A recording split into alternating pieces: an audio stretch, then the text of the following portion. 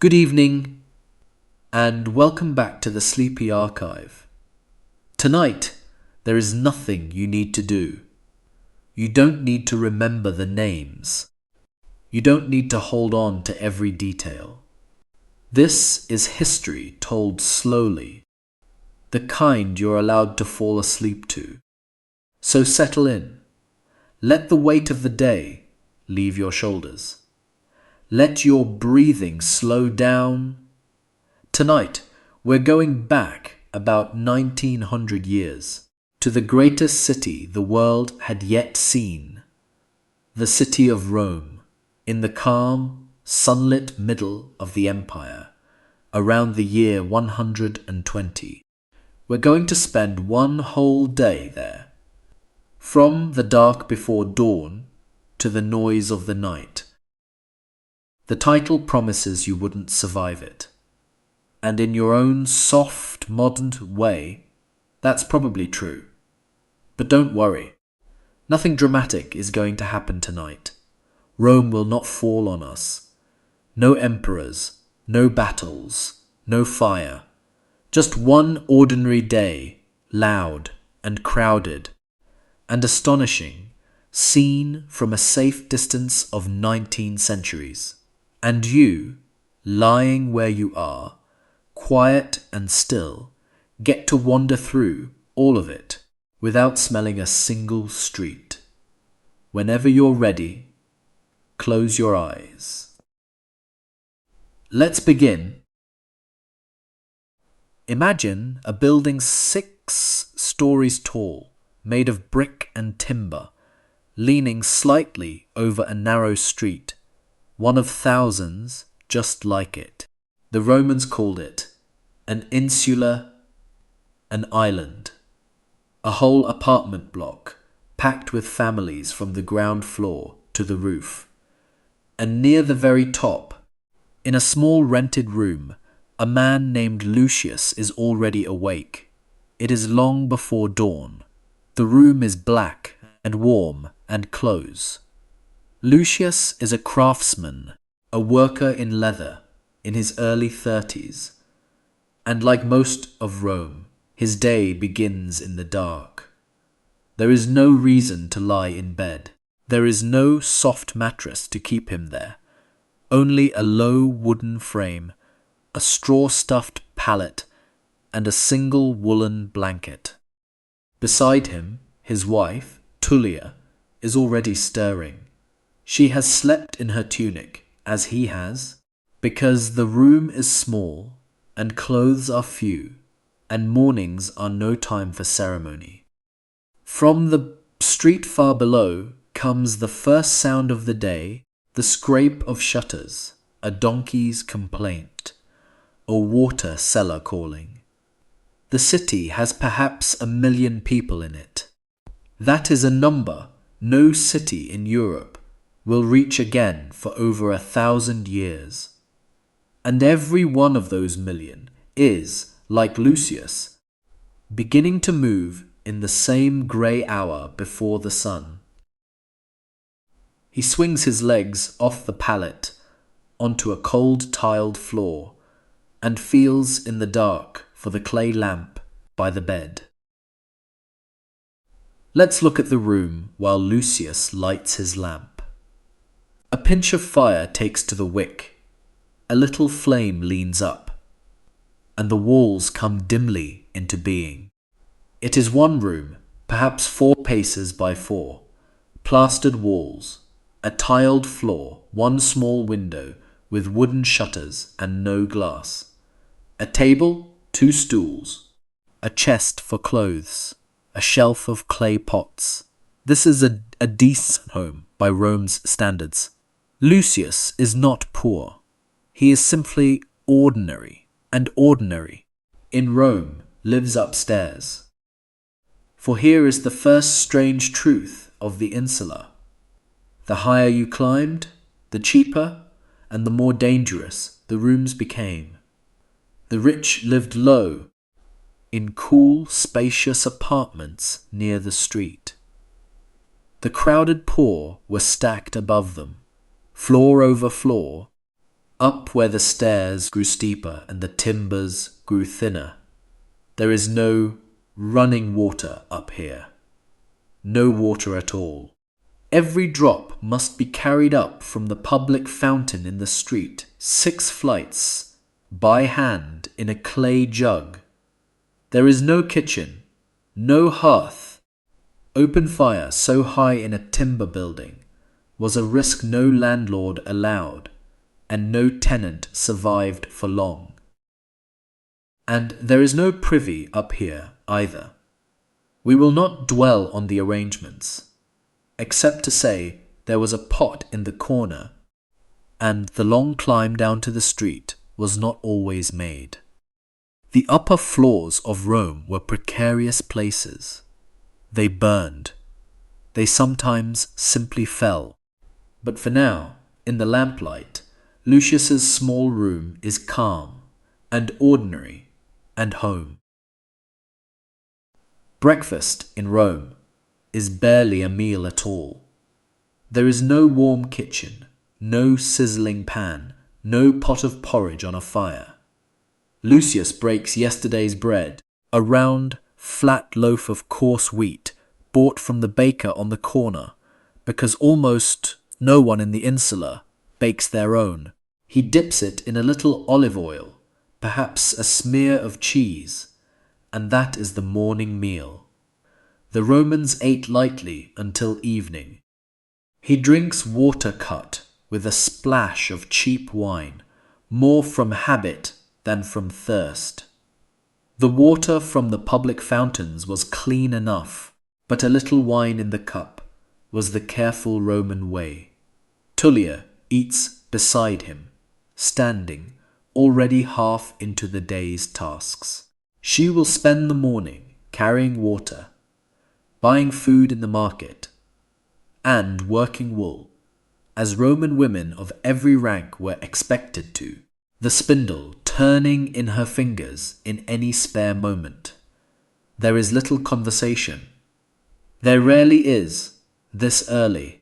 He tells her the tanner owes him for a week's work. She tells him the price of bread has risen again. That is the whole of it, and it is enough. Through the unshuttered window, the black sky is just beginning to thin into a deep, bruised blue. Somewhere a cockerel, kept on a rooftop, tries the air. Lucius binds his sandals against the cool of the morning, takes up his lamp, and steps out onto the dark landing. The stairs go down into the waking city.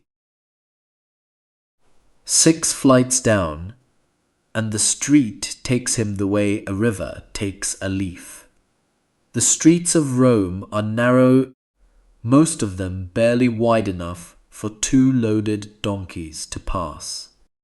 They are paved with great fitted stones, worn smooth and slick, with raised blocks at the crossings so you can step across without wading through what runs down the middle. And they are crowded. You can hardly imagine the crowding. 1 million people in a space you could walk across in an hour. By full day, the streets are a slow, jostling press of bodies. Porters bent under sacks, slaves running errands, men in plain tunics, the occasional rich man in a white toga, parting the crowd like a ship, his slaves clearing the way ahead. There is noise everywhere.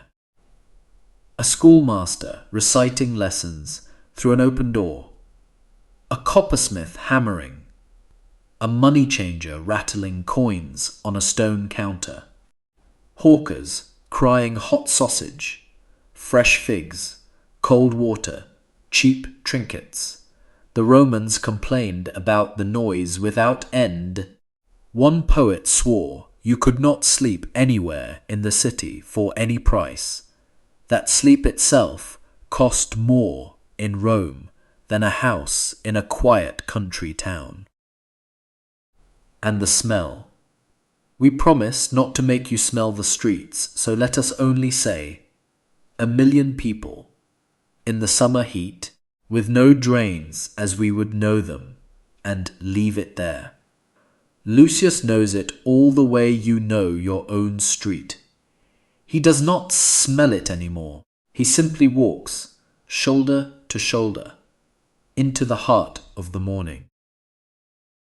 Before his own work begins, Lucius has a duty. Like many ordinary Romans, he is a client. Somewhere above him, in the great web of the city, sits a patron, a wealthier man named Gaius, who lends Lucius his protection, the occasional gift, a word in the right ear. And in return, Lucius does what thousands of clients do every single morning. He goes to pay his respects.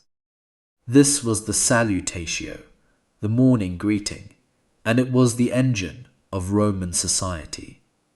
At first light, the streets filled with clients walking to their patrons' houses, to stand in the entrance hall, wish the great man good morning, and perhaps receive a small basket of food, or a few coins, for their trouble.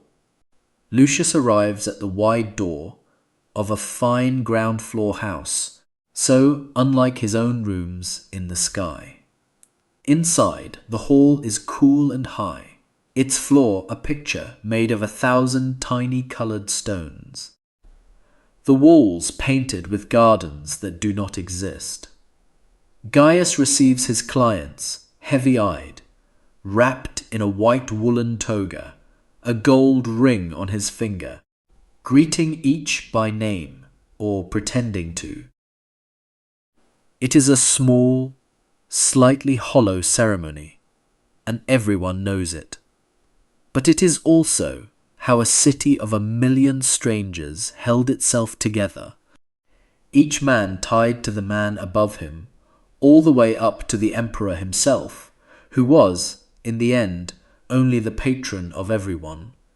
A word, a nod, a basket handed over, and Lucius is free to go and earn his living. On his way to the workshop, Lucius stops at the fountain. It stands where 3 streets meet. A basin of stone, water spilling endlessly from a bronze spout shaped like a lion's mouth, clear and cold and free, day and night, never stopping. You would walk past it without a thought. To Lucius and to every Roman, this is one of the true wonders of the world. And rightly so. That water has travelled to this corner from hills many miles away, carried on stone channels and tall arched bridges that stride across the countryside, sloping down so gently that the water walks itself into the city by nothing but its own weight. The aqueducts. Rome had a dozen of them, pouring enough fresh water into the city each day to give every single person more than they could ever use. It fed the fountains on every corner. It fed the great public baths.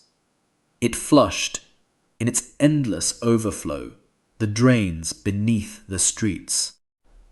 No city would have clean water like this again for more than 1,000 years.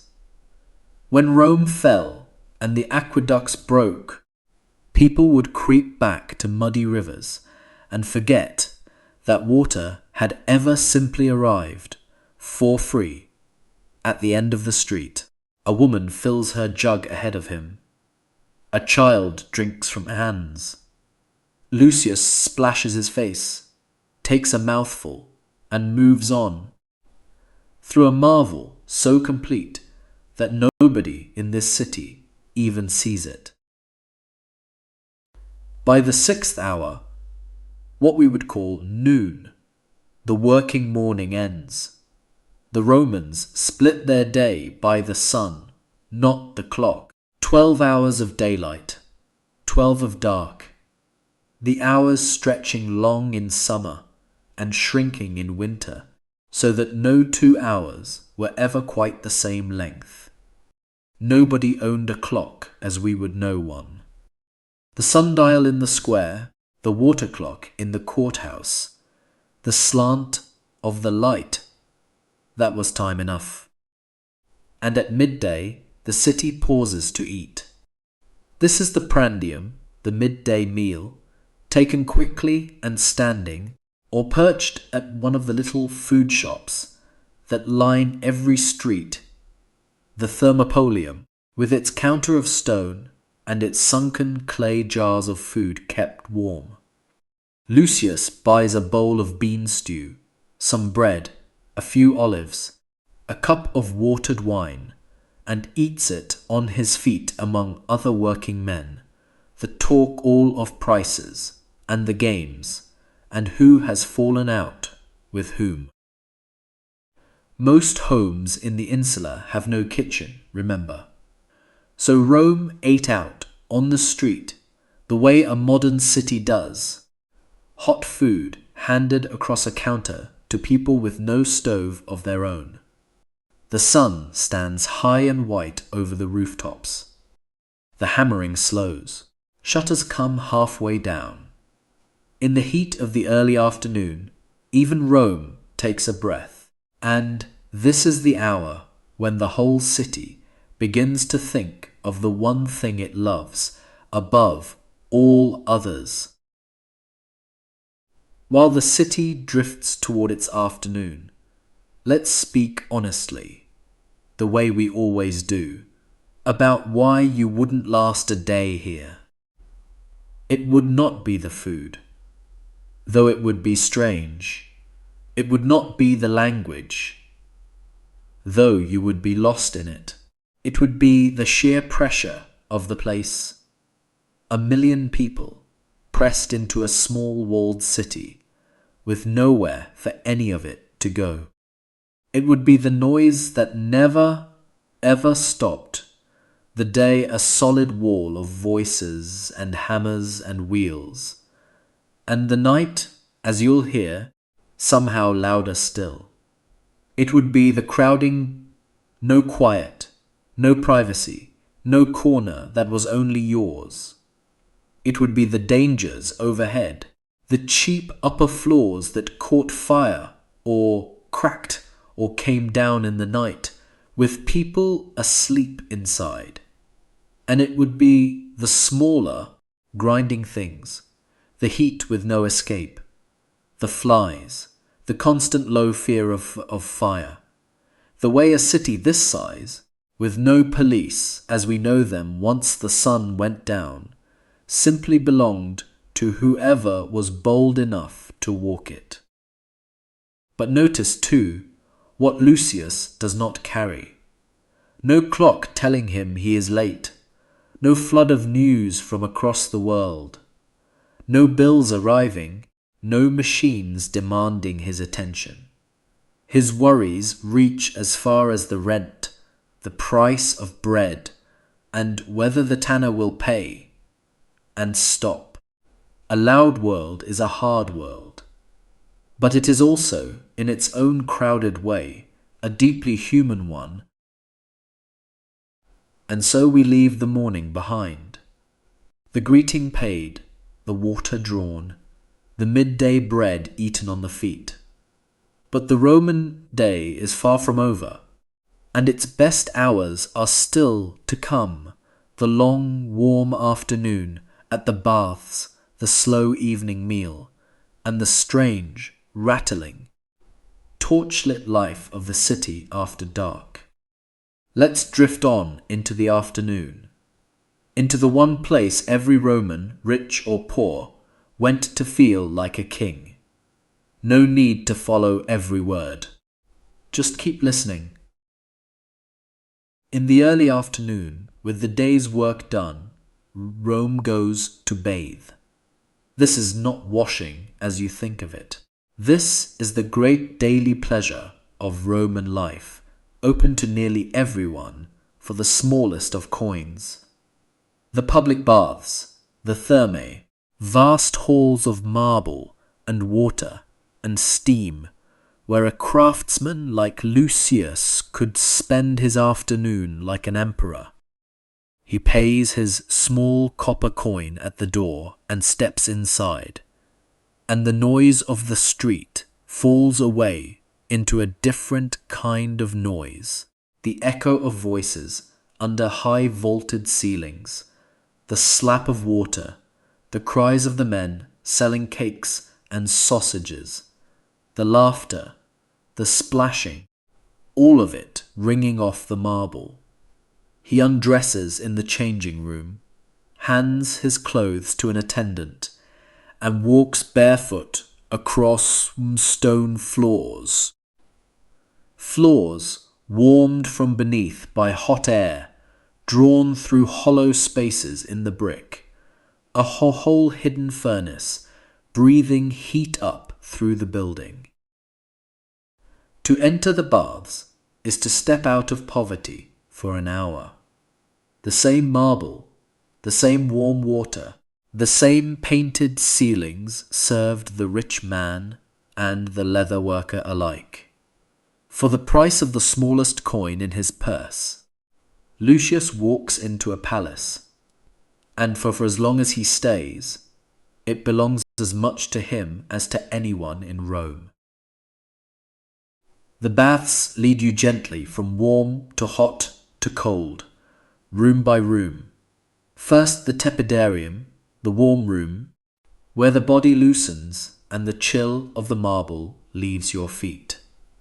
Then the caldarium, the hot room, close and steaming, with a great pool of hot water, and the air thick as a held breath.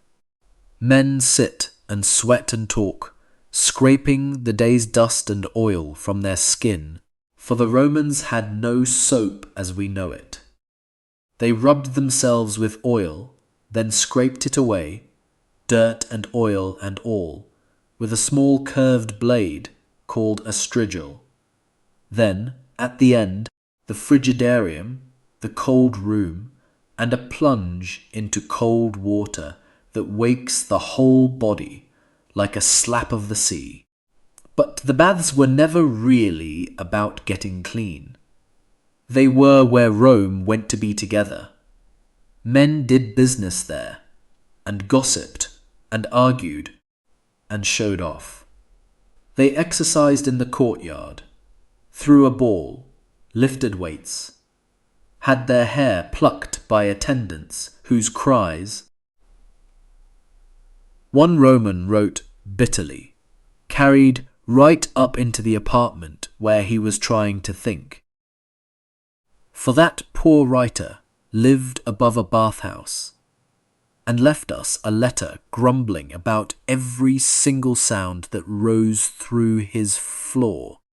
The grunting of the weightlifters, the slap of the masseur's hand, the splash, the singing, the man who simply loved the sound of his own voice in the pool. 2,000 years later, his complaint survives, and so, inside it, does the warm and noisy afternoon he could not escape. As the light turns golden, Rome goes home to dinner. The cena, the evening meal, was the real meal of the day, the one the whole day quietly leaned toward.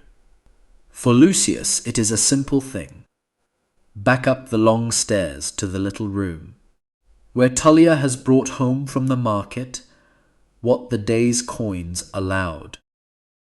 There is bread, of course, always bread, a pot of lentils or beans, some vegetables, a few eggs, salted fish, olives, fruit if the season is kind. Meat is a luxury, eaten rarely, a little pork perhaps on a good week. And to give it all savour, the sauce the Romans poured on almost everything. A salty, pungent thing made from fermented fish, called garum, sold everywhere, loved by everyone, in jars from the cheapest to the finest. They eat by lamplight, the two of them, at the small table. In the great houses across the city, Dinner is something else entirely. Guests reclining on couches around a low table, course after course, slaves carrying in dishes meant to amaze. But that is not this room. Here it is, bread and beans and a cup of wine, and the quiet of a long day finally setting down its load. Tullia tells him a neighbour's child is sick. Lucius says the leather came in good this week. The lamp gutters. The city outside begins, at last, to change its voice. When the sun goes down, Rome does not light up. Rome goes dark. There is no street lighting anywhere in the city. When the daylight fails, it fails completely, and the only light in the whole vast place is the light people carry, or the small flames they keep burning behind their own walls. Inside the room, that light is the oil lamp, a small closed dish of clay or bronze, filled with olive oil, with a wick drawn through a spout, giving a flame no bigger than a thumb. It is dim, and it smokes a little, and it throws long soft shadows up the painted walls. A household might burn 2 or 3 at once on a good evening, no more. Oil cost money, and the flame you did not need. You pinched out. By this small light, the evening is short and gentle. Lucius mends a sandal strap. Tullia works a last hour of wool by the lamp, the spindle dropping and turning, dropping and turning. There is no reading deep into the night, for few in the insula could read much, and lamplight is poor for it anyway. There is no entertainment to be summoned, no glowing screen.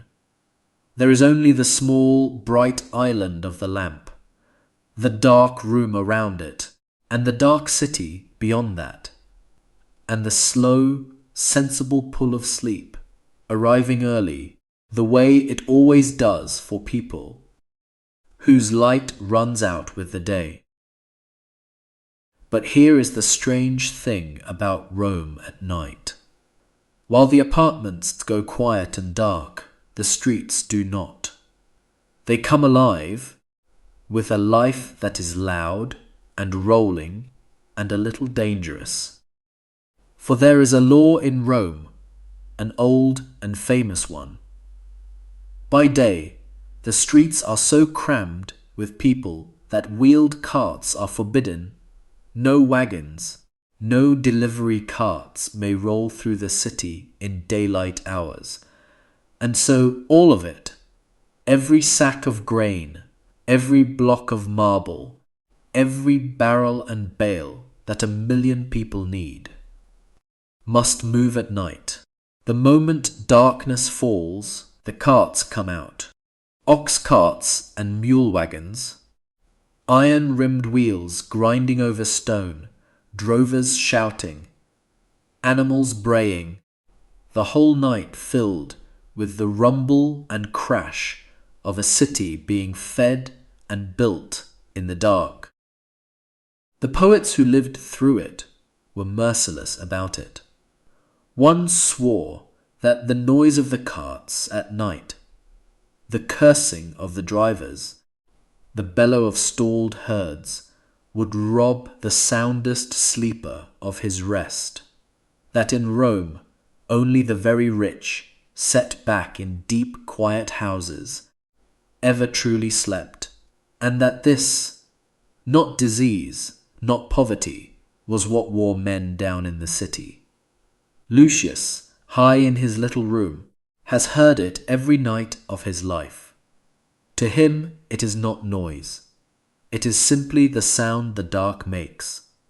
He pinches out the lamp and lets the great rumble carry him down. While Lucius sinks towards sleep, other men are only beginning their work.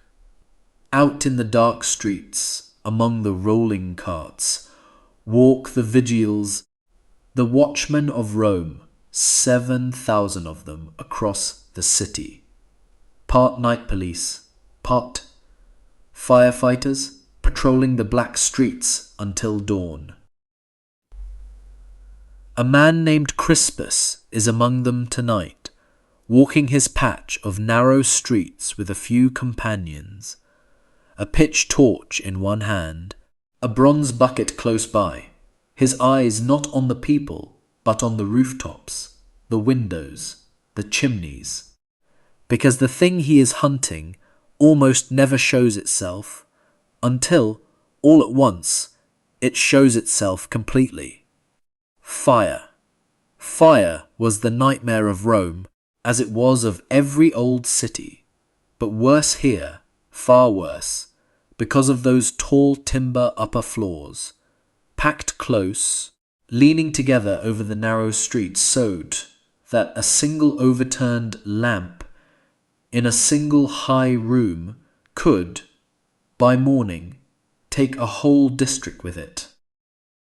So the vigiles walked all night, sniffing the air, checking that hearths were cold, that lamps were out, hauling water, ready with their buckets and axes and soaked blankets to pull down a burning building before the flames could leap to the next. Most nights, like tonight, there is nothing. Crispus walks his streets, trades a word with a cart driver, warms his hands at a doorway brazier, and watches the dark. 600 years before any other city had such a thing, Rome had men walking its streets at night, keeping a sleeping city safe from a danger that most nights mercifully never came. Let us stay a moment in the Roman night while the city sleeps badly. It is not a peaceful dark. The carts grind on. Somewhere a dog answers another dog across the rooftops. The torches of the vigils move along the streets like slow orange stars. And it is not a safe dark either. Beyond the watchman's torches, the unlit streets belonged to whoever dared them. A sensible Roman did not walk far after nightfall without companions, and a lamp, and ideally a strong slave or two to go on ahead. The rich, carried home from dinner in a curtained chair on the shoulders of slaves, passed over it all, lit and guarded. Everyone else stayed behind their barred doors. High above the streets, Lucius and Tullia sleep through it, as they have every night of their lives. The room is warm with the day's heat held in the brick. The carts rumble far below, the vigils pass and pass again, and none of it reaches the small dark room near the roof. This is the fragile, magnificent thing that was Rome.